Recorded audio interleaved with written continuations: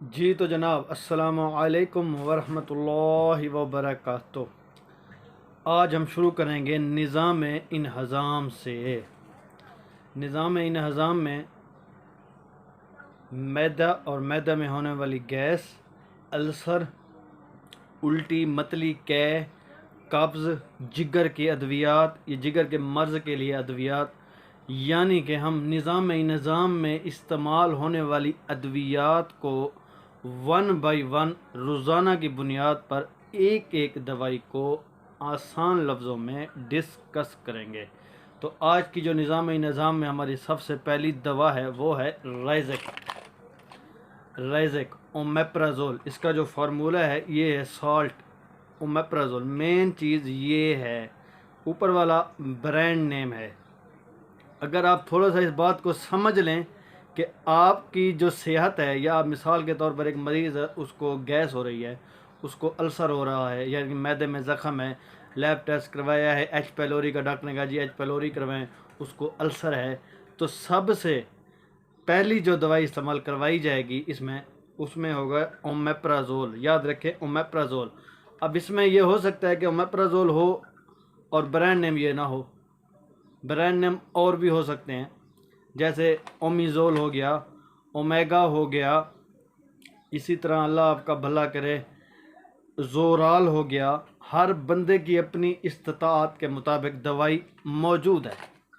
ठीक है, हमारे लिए जो मुल्क है पाकिस्तान, या मैं कहता हूँ ये एशिया का, हमारे एशिया में एक इशू है कि पीरा जी में आखे ऊँ करे सूँ, पीरा जी में आखे ऊँ करे सूँ। इस वजह से फिर वो लकीर के फ़कीर बन जाते हैं। तो याद रखें, दवाई का एक असूल है, ये दवाई है राइज़ेक। ठीक है, अब आपने ये देखना है कि इसके अंदर साल्ट क्या है। ठीक है ना, मिसाल के तौर पर आप किसी से जाके मिलते हैं, जब आप किसी से मिलते हैं तो किसी इंसान से मिलते हैं ना, किसी कपड़े से तो नहीं जाके मिलते। अब मैंने कपड़े पहने हुए हैं, मुझसे जो बंदा मिलेगा मुझसे मिलेगा ना, मेरे कपड़ों से तो नहीं मिलेगा। अब कोई कहे जी कि जी वो नुमान ने सफ़ेद कपड़े पहने हुए थे, ठीक है, अब आप क्या कहोगे कि नुमान को जाके मिलो या सफ़ेद कपड़े वाले को मिलो? नुमान को जाके मिलो। ठीक है, सफ़ेद कपड़ा मेरी पहचान नहीं है, मेरा नाम मेरी पहचान है, या मैं इंसान हूँ, मेरा इंसान होना मेरी पहचान है। तो इसलिए दवाई की पहचान हमने उसको ब्रांड नेम बना दिया है कि जी राइज़ेक है तो ठीक है, वरना नहीं। ऐसा नहीं है। आप अच्छा कमा रहे हैं, अच्छी आपकी इनकम है, बेशक आप राइज़ेक ले लें, कोई मसला नहीं। अगर आपके पास पैसों की गुंजाइश नहीं है, राइज़ेक नहीं खरीद सकते तो परेशान ना हो। असल लोग यहाँ से भटक जाते हैं। कैसे? अब एक डॉक्टर ने उनको राइज़ेक लिख के दिया है, 20 mg में, 40 mg में, ऐसे मुख्तलिफ हैं। ठीक है जी, अब उनके पास लेने की इस्तिताअत नहीं है, वो दवाई छोड़ के फिर किसी मेडिकल स्टोर वाले के पास चला जाता है, जी मैदे के लिए कोई अच्छा सा कैप्सूल दे दें। अब वो 10 रुपये में वहीं ओमेप्राज़ोल दे देता है। तो अगर उसी डॉक्टर की प्रेस्क्रिप्शन लेकर आप, अगर उसने राइज़ेक लिखा हुआ है, आप किसी उस स्टोर वाले को कह दें कि भाईजान इस फार्मूले में कोई अच्छी कंपनी का या रिज़ल्ट वाला कैप्सूल दे दें जो थोड़ा सा सस्ता हो। खैर, मुख्तसर ये है कि ओमेप्राज़ोल ये 20 mg और 40 mg में होता है। 20 mg ये है, 40 mg ये है। फिर इसका साशे भी होता है, ये 20 mg में साशे है और ये 40 mg में साशे है। साशे में एक फार्मूला ऐड है, वो है सोडियम बाइकार्बोनेट। अब इस साशे और कैप्सूल में फ़र्क क्यों है भी? अगर कैप्सूल है तो साशे बनाने की क्या ज़रूरत है? साशे की एक जो सबसे मेन वजह है वो है फौरी रिलीफ। एक बंदा है, उसको अचानक गैस उठ गया, खाता पीता ऐसे बदपरहेज़ी उसने की है, उसको अचानक फौरी रिलीफ को चाहिए, वरना वो मेंटली अपसेट होना शुरू हो जाता है, क्योंकि मैदे की वजह से इंसान मेंटली अपसेट भी हो जाता है। तो इसलिए साशे फौरी रिलीफ देता है, कैप्सूल 10-15 मिनट लेता है। ठीक है, साशे आपको फौरी रिलीफ देगा।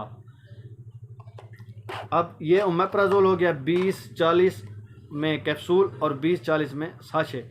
फिर इसी का 40 mg का इन्फ्यून भी होता है, यानी कि इंजेक्शन, जो 100 ml नॉर्मल सलाइन में मिक्स करके लगाया जाता है।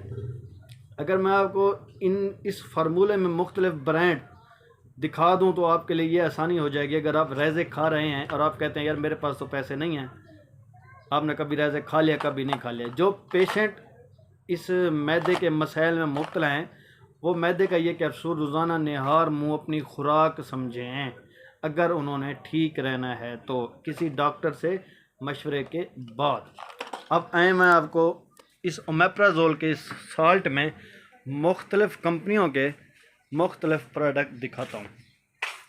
अब ये हो गया जी ओमिज़ोल, ये देखें ये ओमिज़ोल है, ठीक है जी। ये 40 में है, 20 में है, इसी तरह इसका इंजेक्शन है। फिर इसी तरह ये ओमेगा है, ये ओमेगा भी ऐसे 20 mg में होता है, 40 mg में होता है, ठीक है जी।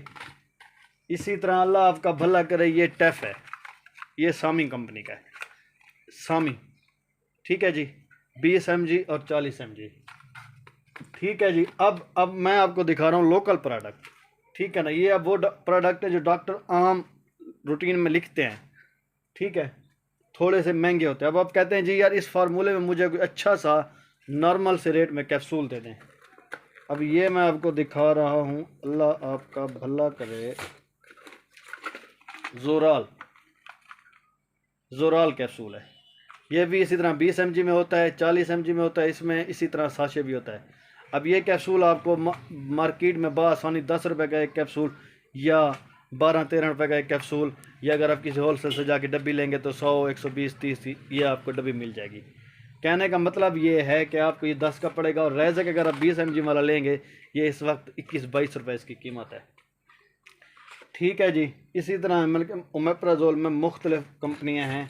अब ये देखें ये लोकल कंपनी एक किस्म की है, इसका भी रिज़ल्ट अच्छा आप ले सकते हैं अगर आपके पास रेज़क लेने की वो नहीं है तो, इस्तात नहीं है। इसी तरह ये है। कहने का मतलब ये है कि टेंशन नहीं लेनी चाहिए, थोड़ा सा बात को समझना होता है। ये मैं आपको कह रहा था कि इंजेक्शन भी होता है, ये रेज़क इंजेक्शन है,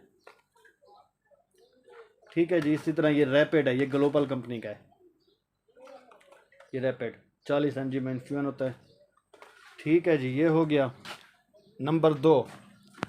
आपने दवाई ली, ये दवाई है, ठीक है, ये कैप्सूल है रेज़क। अब इस पर इसका लोगो, ये कंपनी का लोगो है, गेट्स फार्मा, ठीक है जी। अब आप क्या, डॉक्टर ने आपको लिख दिया गेट्स फार्मा का रेज़क।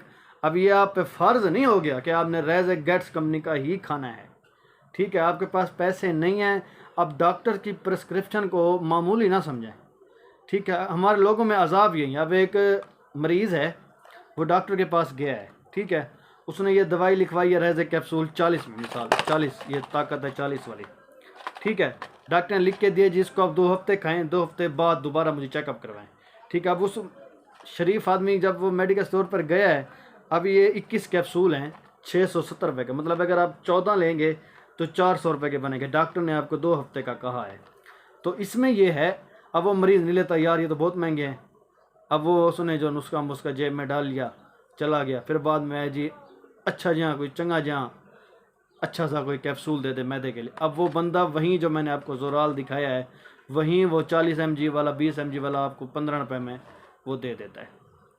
अब यहाँ पे क्या हुआ, आपने थोड़ा सा मामले को, बात को समझा नहीं। अगर आप पहले समझ लेते कि यार ये गेट्स कंपनी का ओमेप्राज़ोल है, आप मुझे किसी लोकल सी कंपनी या अच्छी कंपनी का कम रेट वाला कोई ओमेप्राज़ोल दे दें, ताकि डॉक्टर की प्रिस्क्रिप्शन में मैं जारी रखूं और मुझे कुछ फ़ायदा भी हो जाए। ये बात आप डॉक्टर को भी कह सकते हैं, डॉक्टर को ऊपर से तो नहीं उतर के आया हुआ, डॉक्टर को भी आप बात कर सकते हैं कि डॉक्टर साहब मेरी इतनी वुसअत नहीं है दवाई लेने की, आप बराए मेहरबानी मुझे ऐसी दवाई लिख के दे दें कि जैसे मैं ले सकूं। तो जनाब आज हमने ओमेप्राज़ोल पर डिस्कशन किया है।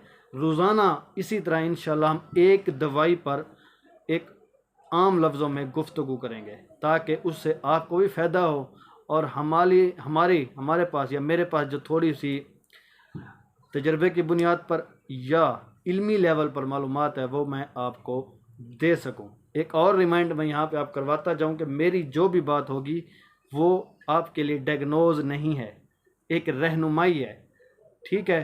डायग्नोज उस वक्त बनेगी जब आप किसी MBBS डॉक्टर को दिखा देंगे, फिर आप एक मरीज़ हैं, आप गए हुए हैं डॉक्टर के पास, डॉक्टर का नुस्खा आपके सामने रखना है, फिर जो मैं आपको वीडियोस बता रहा हूँ दवाइयों के बारे में, आप वो उसको मिलाएं, फिर आपको बात समझ में आएगी। ठीक है जी, अब तक के लिए इतना ही, फिर इंशाल्लाह कल दूसरी दवाई के साथ हाज़िर होंगे। अपनी दुआओं में याद रखिएगा। अस्सलामु अलैकुम व रहमतुल्लाह।